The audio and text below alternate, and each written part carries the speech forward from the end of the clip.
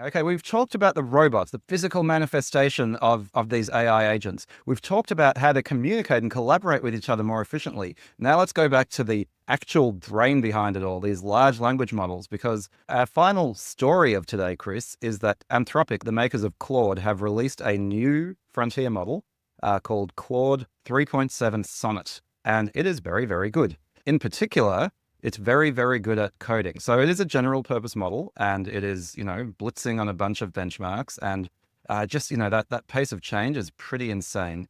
But in terms of being able to write code, and we talked about this just last week, I think, Chris, the fact that junior engineers are starting to be supplanted by AI's ability to code. This is another big step forward. And so, I think this has implications, first of all, tactically and directly, again, for anybody who is a startup founder or anybody who is a software engineering or is involved with product development. I don't care how cynical you are. I'm a cynic and a skeptic myself. And maybe you tried Copilot 9 months ago and was kind of crap. But the pace at which these things are advancing is insane.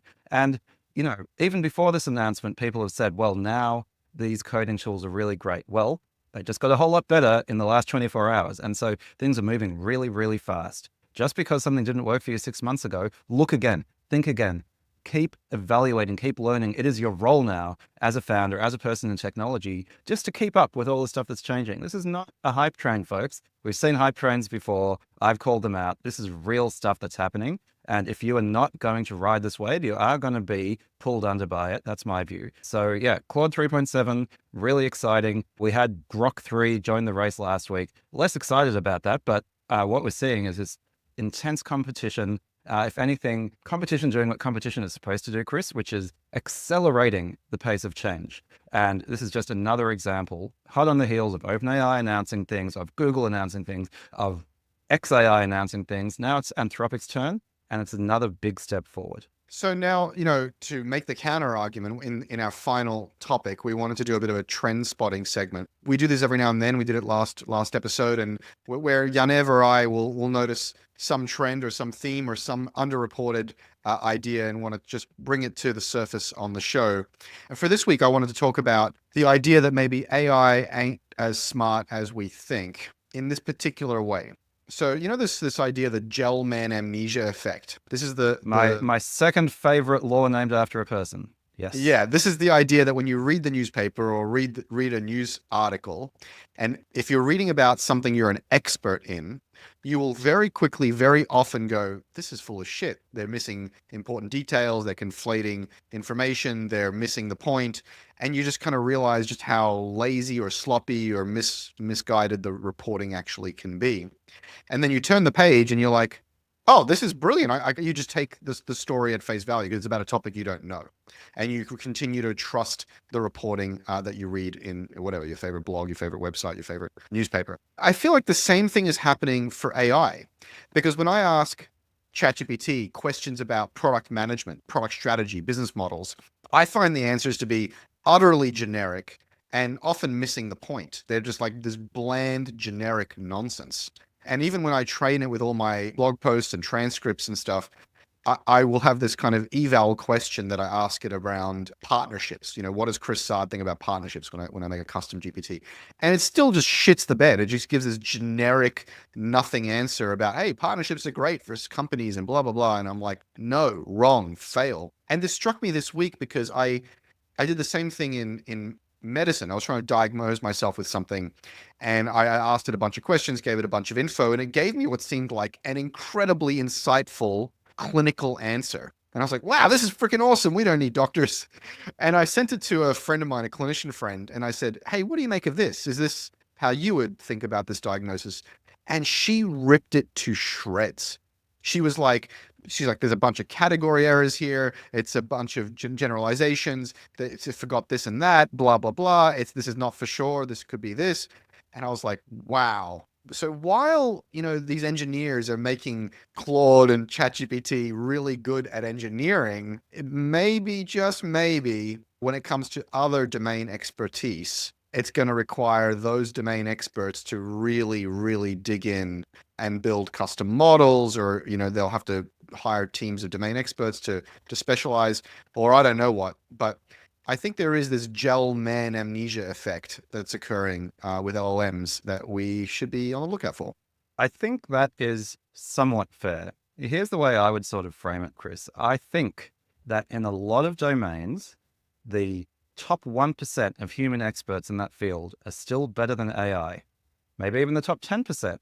But I would wager that in a lot of these cases, if you took the median human practitioner in that domain and pitted it against the AI would often come out on top. Your friend might be an incredible doctor, and I have a lot of respect for the medical profession. But there are many cases where I have been misdiagnosed, had things missed by doctors.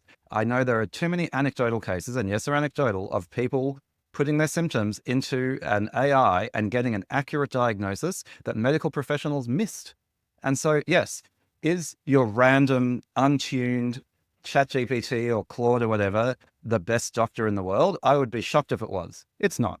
Is it better at diagnostics than the median doctor in the world?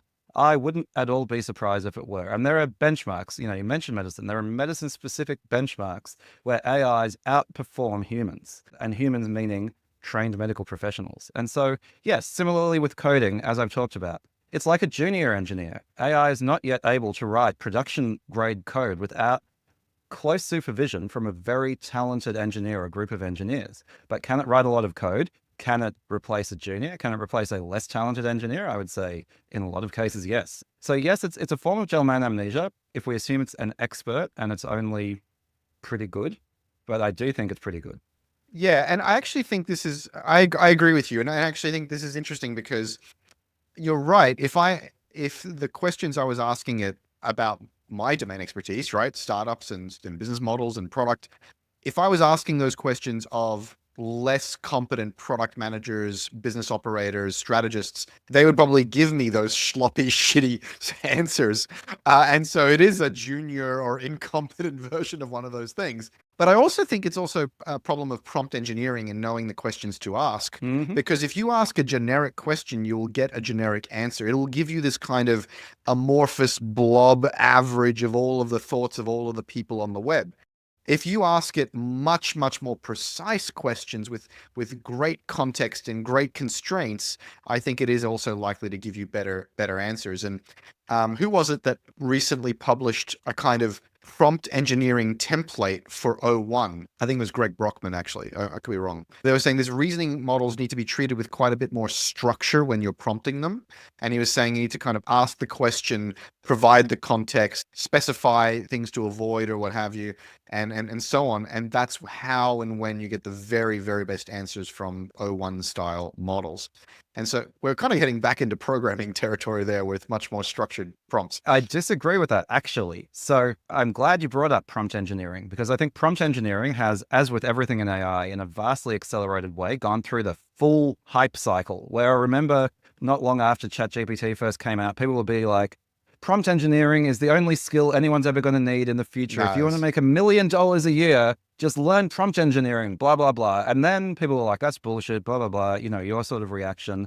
And the term's sort of gone away and nearly gotten a bit of a negative connotation. But now I think it's past that trough of disillusionment in the Gartner hype cycle. And they're like, oh, being able to prompt AI as well is actually a really important generalizable skill in this new world. And I think maybe prompt engineering is the wrong name, which is where I said I disagree with you, because I don't think it's like coding. I think it's a lot more like management or leadership. We should coin a new term, right? Which is like, LLM management or something like that. LLM mentorship. LLM leadership. Right? Which is, how do you get the most out of especially a relatively junior member of your team? Well, goddamn, Chris, we've talked about that a lot on our podcast, in our EDU episodes. We talk about how do you drive alignment? How do you share context? How do you delegate effectively? All of this stuff that is hard to get humans to do what you want them to do. All of those themes are about the fact that it's hard to get humans to do what you want them to do, and that being able to do that effectively is a very valuable, high leverage leadership skill. Well,